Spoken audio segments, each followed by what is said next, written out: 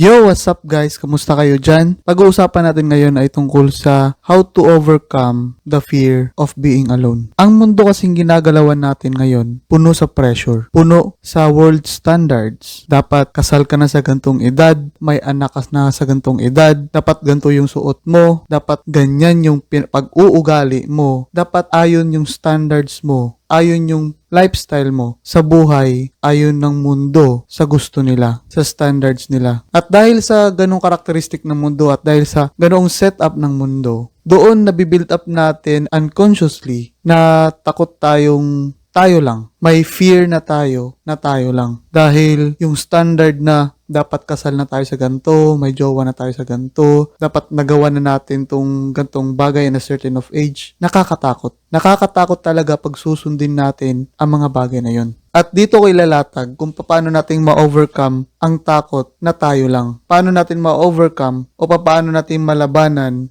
na hindi dapat makinig sa mga standards na hindi dapat ina-apply sa sarili. At hindi dapat kinakatakutan natin na tayo lang. Ako nga pala si Kyle, may 3 taon akong experience sa accounting. Tumutulong ako sa mga negosyanteng may struggle sa automation at sa accounting system. Pero pag-uusapan muna natin ngayon ay tungkol sa paano i-overcome ang takot na tayo lang. How to overcome the fear of being alone. Pero before tayo tumalon sa pinaka-topic, meron muna akong kwento. 1 year ago, nung nag-decide akong tumira muna sa Davao at magtrabaho doon. From Tagum City to Davao. Literal na medyo malayo. Medyo malayo ako sa pamilya ko. Parang long distance kami. Parang 2 to 3 hours away kami. And wala sa option kong umuwi ng araw-araw. Ang option ko lang umuwi weekly. At dahil sa ganun kong setup, malayo ko sa pamilya ko, malayo ko sa comfort zone ko, mas marami akong oras na ako lang sa kwarto, nag-iisip kung anong gagawin sa buhay. Mas maraming time na kinakausap ang sarili, ine-entertain ang sariling overthink, mga takot sa future, mga anxiety, mga depression.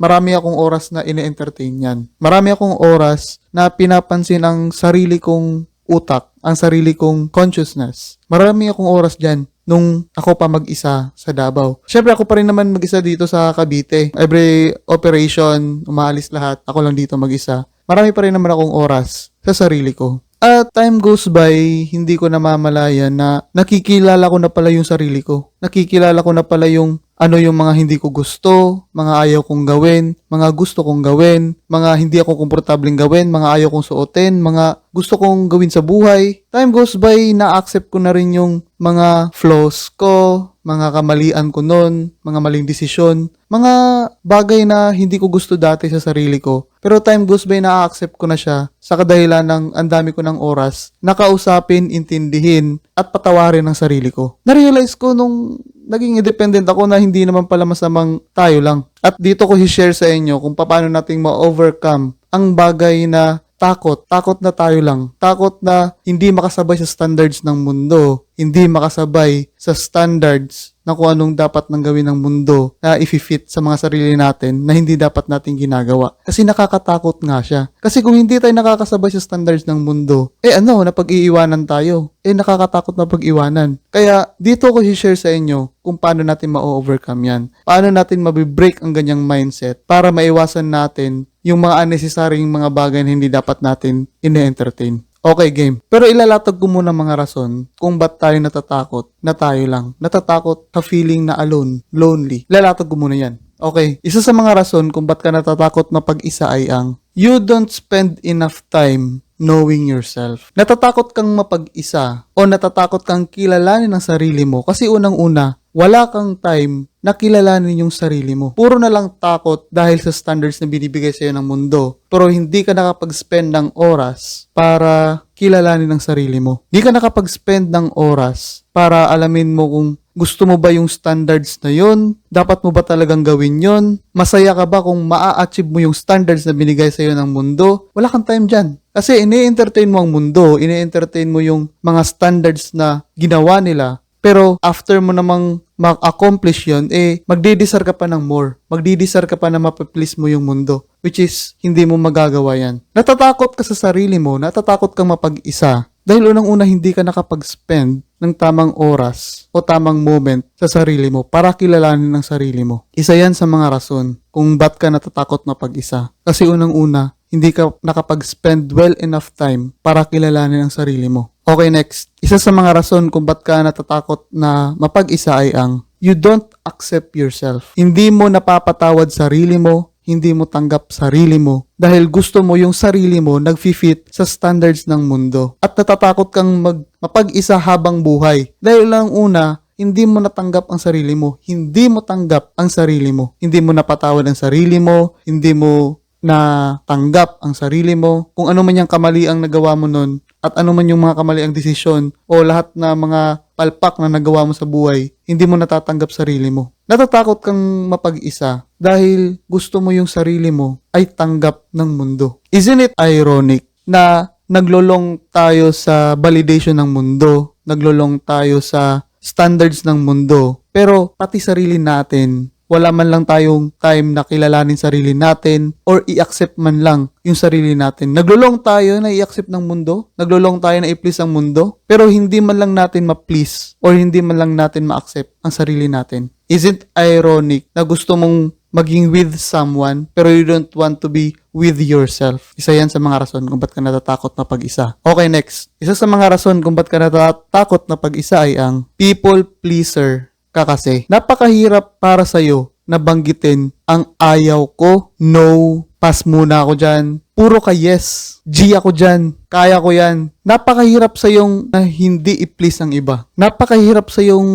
baliwalain muna yung mga bagay na hindi importante. Mas pinapahalagahan mo yung anong magiging opinion ng iba sa'yo. Mas pinapahalagahan mo yung magiging opinion o magiging pananaw nila sa'yo kung hindi mo gagawin ang gusto nila. Takot ka na mapag-isa dahil nasanay kang i-please ang iba. Nasanay kang bibigyan ka ng words of affirmation kuno, bibigyan ka ng compliment after mo silang na-i-please. Doon ka naglulong. Hindi ka na naglulong na ma-i-please mo yung sarili mo, na ma-accept at mapatawad at maintindihan yung sarili mo. Puro ka kasi iba. Puro ka kasi sila. Puro ka kasi tango. Hindi ka hindi. Takot kang mapag-isa dahil sa bagay na yon. Yun ang mga bagay at yun ang mga rason kung ba't ka natatakot mapag-isa. Dahil you don't have enough time to spend with yourself, you don't accept yourself, and you are a people pleaser. Yan ang mga rason. Pero syempre, ma-overcome natin yan. Syempre, may solusyon dyan. At ilalatag ko rin yan dito based sa mga naging experience ko. Ayos! Okay, isa sa mga tips para ma-overcome mo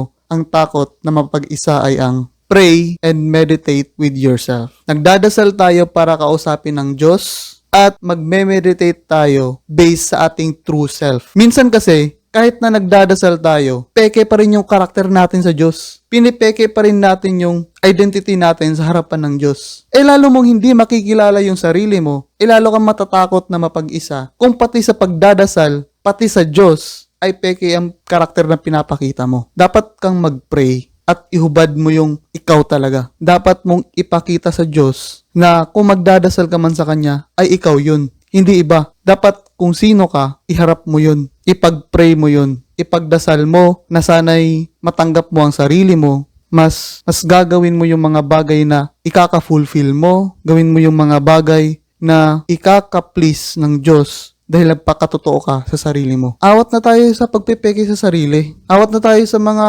role-playing na yan. Sa mga peking identity natin. Pati ba naman sa prayer, dinadala mo yan. Pati ba naman sa Diyos, peke ka. Magpakatotoo ka. Magpakatotoo ka sa sarili mo na hindi ka perfect. Magpakatotoo ka na marami kang kasalanan. Magpakatotoo kang kailangan mo ang Diyos. Kailangan mong intindihin yung sarili mo. Magpakatotoo ka. Pray and meditate with your true self. Isa yan sa mga tip na mabibigay ko sa iyo. Okay, next. Isa sa mga tip para ma-overcome mo ang takot mo sa pagiging mapag-isa ay ang spend more time with yourself. Mag-spend ka ng maraming oras. Hindi marami. Mag-spend ka ng tamang oras para i-entertain ang sarili mo. Minsan kasi natatakot tayong mapag-isa dahil nakakatakot yung mga anxiety natin, mga depression natin. Natatakot tayong entertain ng mga bagay na yun kasi napakadilim nun. Hindi natin naiintindihan yung sarili natin every time na na-encounter natin yung mga bagay na yun. And I understand that. I've been there. And sometimes, minsan, napupunta pa rin ako sa ganyang sitwasyon. At tinatanggap ko yan. Pero,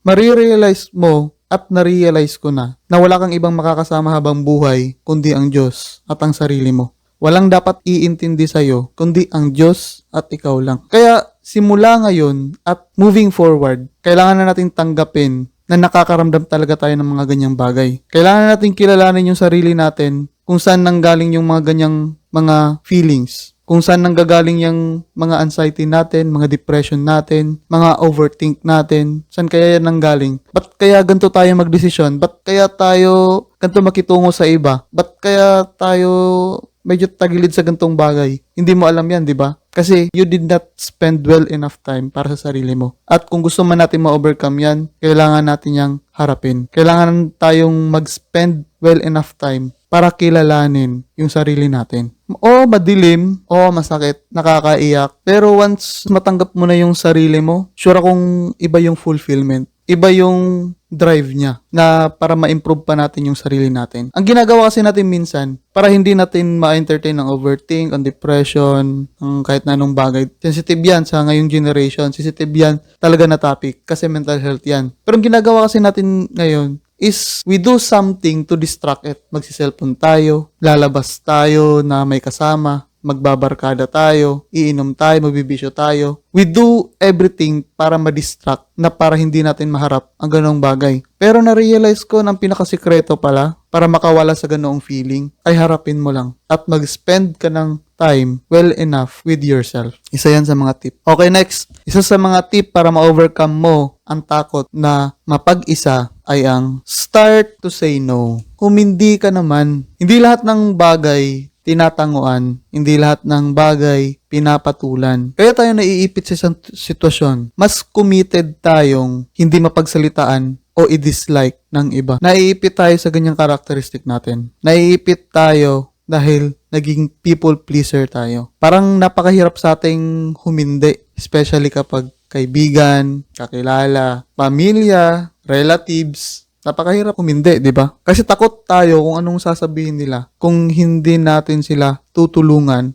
o humindi tayo sa na-request nila. Pero sa ilang taon or ilang buwan na mapag-isa ako, nung nagsimula akong hindi i-entertain lahat at nagsimula akong humindi sa mga bagay, pwede naman pala. Naiintindihan naman pala nila. Tayo lang pala sa sarili natin ang takot kung anong sasabihin nila. Most of the time, ang nangyayari, wala naman pala silang iniisip na iba sa atin. Tayo lang yung may iniisip na may iisipin sila sa atin. Tayo pala yung judgmental, hindi pala sila. Yun yung big plot twist na natutunan ko nung humindi ako sa mga bagay-bagay. Kasi tao rin naman talaga tayo. Hindi natin kayang i-please ang iba. Ang lahat. Hindi natin kayang i-please at i-entertain yung mga bagay-bagay. At isa yan sa tip na mabibigay ko sa iyo kung paano mo ma-overcome ang takot na mapag-isa. Bakit ko ba sinishare to at bakit ko ba ino-open up tong topic na to sa inyo? Dahil ganyan din ako dati. Napakahirap kong humindi, natatakot akong mapag-isa, natatakot akong hindi makasabay sa standards ng mundo. Dapat graduate ka na sa ganito, dapat kasal ka na, dapat may anak ka na, dapat may girlfriend ka na, dapat ganito na yung narating mo sa gantong edad.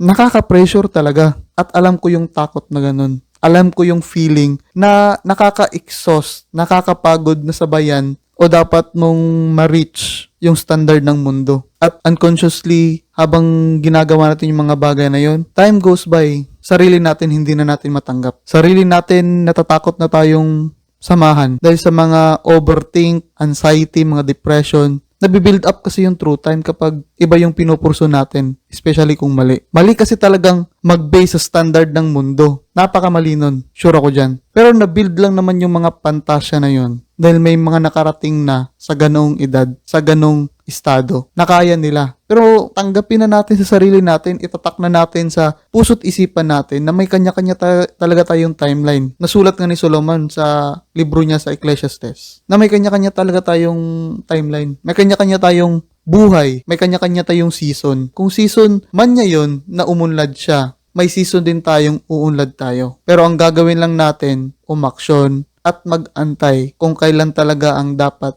o kailan na talaga yung oras na tayo naman. Pero kung wala pa tayo doon, tanggapin mo muna sarili mo, intindihin mo muna sarili mo, spend more time with yourself, especially with God, At yun ang true na self-love. Supot yan mga self-love na bibilhan nyo yung sarili nyo ng ipapamper nyo yung sarili mo. Supot yan. Iba ang pamper, iba ang fulfillment kapag tanggap mo ang sarili mo. Iba ang fulfillment at iba yung magiging growth mo kung unang-una ang naging foundation mo ay tanggap, na iintindihan at alam mo kung ano yung i-improve mo as tao. Ayos? Ang kalaban kasi natin dito, ang mismong sarili natin. Ang kalaban kasi natin dito, kung hindi natin kinakausap, hindi tayo nag-i-spend more time sa sarili natin. Kasi isa rin to sa kakatakutan natin kung hindi man natin to aayusin, tatanggapin, at papatawarin. Ang sabi nga ni Taylor Swift, basahin ko lang. The scary news is you are on your own now.